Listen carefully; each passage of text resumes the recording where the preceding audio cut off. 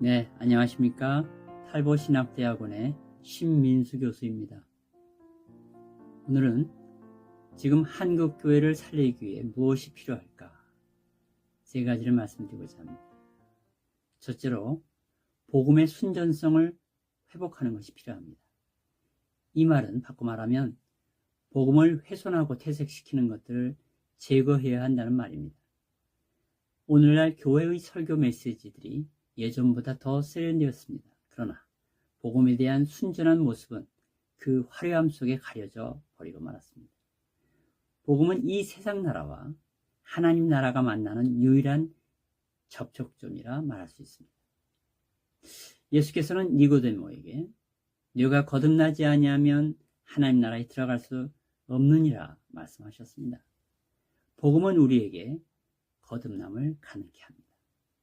따라서 복음은 우리로 하여금 하나님 나라로 진입해 들어갈 수 있는 유일한 문입니다. 동시에 하나님의 나라, 즉 그분의 통치가 우리 영혼으로 유입해 들어올 수 있는 유일한 문이기도 합니다. 문제는 그 복음의 인위적인 메시지를 가미하는 것이 문제라는 것입니다. 인공 첨가물을 섞어 그 고유한 맛을 잃어버리게 하는 것은 복음을 퇴색시키고 복음의 진정한 기능을 훼손하는 일입니다.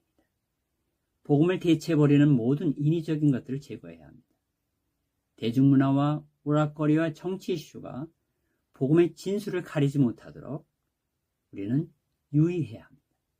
이제 다시 복음으로 돌아가야 합니다.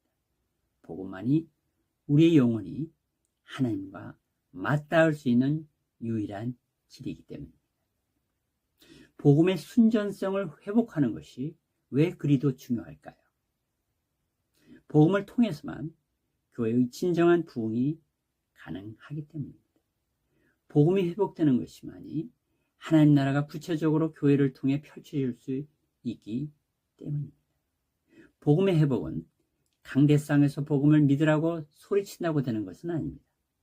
복음은 개인의 죄를 청산할 수 있게 하고 공동체를 회복시킬 수 있게 합니다. 복음으로 우리의 기도는 진정성을 회복하고 복음으로 우리의 교제는 순전함에 이르게 되고 복음으로 우리의 섬김은 진정한 동력을 얻습니다. 복음으로 성령님은 교회를 회복시키십니다. 어려운 처지에 있는 오늘날의 교회를 살리는 게 무엇이 필요할까요? 둘째로 성경적 교회 모델을 따르는 것이 필요합니다. 교회는 세상 모델을 따라 변질되어 왔습니다. 기업이 하는 상품 광고처럼 교회를 광고하고 기업의 CEO를 뽑는 듯 담임 목회자를 선출합니다. 기업의 구성원들에게 성과를 끊임없이 요구하듯 교회 사역자들과 성도들에게 쉼없이 성과를 요구합니다. 교인들은 고객이 되었고 그들의 입맛과 취향에 맞는 문화 행사와 교양 강좌로 교회는 쉴 틈이 없습니다.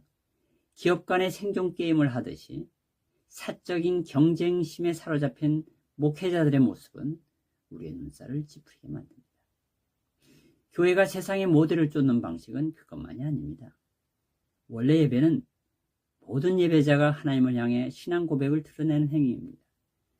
하나님의 높으심을 경배하는 것, 그분의 어떠하심을 노래하는 것, 그것이 예배입니다.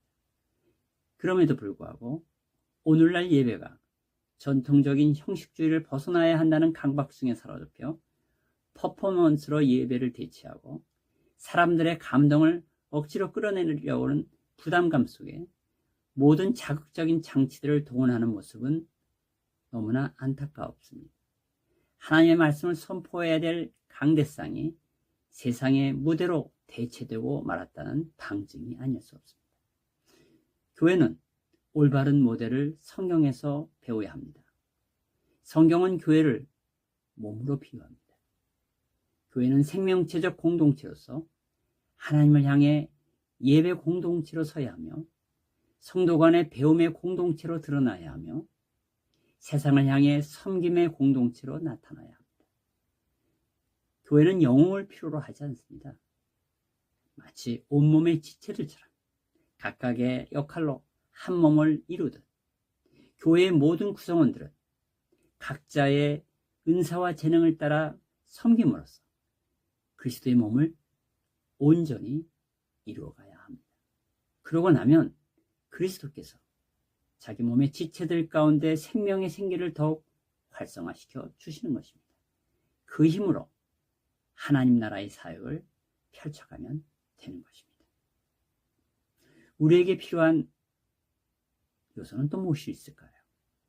셋째로, 도덕적 탁월성을 보이는 공동체가 되어야 한다는 것입니다. 지금 세상은 교회를 좋은 시선으로 보지 않습니다. 언론 매체들은 교회의 온갖 사건, 사고들을 보도하고 폭로하느니라 정신이 없습니다. 이단들은 교회에 침투해 들어와 교회를 해체시키려 무도한 행동들을 보입니다. 이것을 알아차리지 못한 교회들은 속절없이 당하는 경우가 종종 보입니다. 이런 현실적 혼란기에 교회가 사는 길은 다시 본질의 모습으로 돌아가는 것입니다. 그 본질의 모습은 무엇일까요? 초대교회를 연구한 교회사가들은 초대교회가 그 핍박과 박해로 고통받던 시기에도 놀라운 성장이 가능할 수 있었던 것은 그들 공동체가 보여주었던 도덕적 열매 때문이라고 말합니다. 한마디 말로 그들은 세상과는 다른 삶의 방식을 통해 사람들에게 공감과 감동을 줬다는 것입니다. 그들은 세상 사람들과는 다른 삶의 방식을 통해 그리스도의 교회의 본질성을 탁월하게 드러냈던 것입니다. 이제 교회는 더욱 도덕적 우월성을 보여야 합니다. 그리스도인들은 경제적 문제에 청렴해야 합니다. 신자는 누구보다도 정직하고 성실하며 근면해야 합니다. 사심과 이기심, 유치한 욕망과 퇴락한 정신과는 근본적으로 다름을 보여야 합니다. 이것은 물론 쉬운 일이 아닙니다. 그럼에도 불구하고 이웃을 향해 손해를 감수하면서까지 진심으로 돕는 교회, 주변에 소외된 약자에게 더 가까이 다가가는 교회, 고통 중에 있는 그들에게 찾아가 진심으로 그들의 아픔을 싸매어 줄 수 있는 교회의 모습을 보여야 합니다. 세상은 화려한 교회당 건물에 감동하지 않습니다. 그러나 세상을 향한 교회의 섬김에 감격합니다. 세상은 교인들의 우아한 거동을 부러워하지 않지만 수고가 따르는 일에 솔선하는 신자들의 모습에 마음이 움직입니다. 세상 사람들은 신앙인의 탁월한 실력에 아무런 관심이 없지만 천선할 수 있는 것이라 여겼던 일을 신앙인의 일상 속에서 발견하고는 충격을 받습니다. 교회의 이미지가 추락한 세상에서 교회가 다시 일어나 존귀한 존재로 인정받는 길은 우리의 사는 원리가 다르다는 것을 보이는 그런 길뿐입니다. 그리스도인의 삶은 결코 세상이 따라올 수 없는 특별한 길이라는 것을 보일 필요가 있습니다. 우리가 친정 교회를 살리는 길은 세상에서 찾아볼 수 없는 그리스도의 향기를 드러냄으로써만 가능합니다. 말씀을 맺습니다. 교회를 살리는 데 필요한 것은 복음의 순전성을 회복하고 성경적 교회 모델을 따르며 그리스도인의 도덕적 탁월성을 보이는 것입니다. 감사합니다.